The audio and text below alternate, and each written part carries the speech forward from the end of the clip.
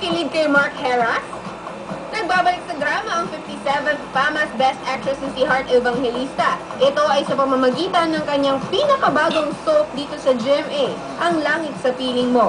Excited ang aktres dahil sa kakaibang tema ng kanilang palabas at lalong-lalo na sa kanyang role dito na isang stewardess.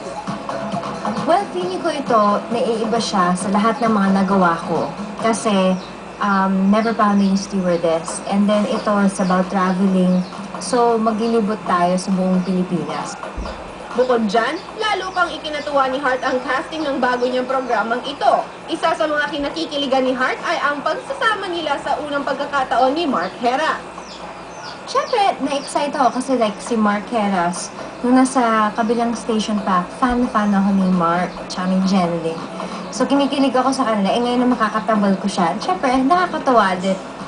Handa na rin daw ang aktres sa mga sagupaan nila ng isa sa mga kinikilalang magaling na kontrabida ng GMA na si Katrina Halili.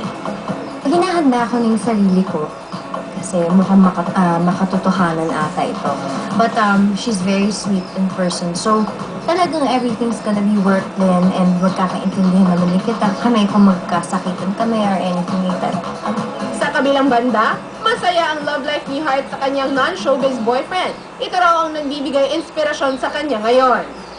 Okay man, everything is very balanced in life, which is very good. Family, career, health, love life.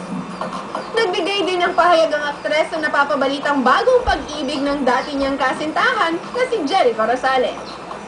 Okay naman, at least nagka-girlfriend na siya. Ako, may boyfriend na rin. Kaya ganun talagang buhay, you know? We go on and sana happy siya.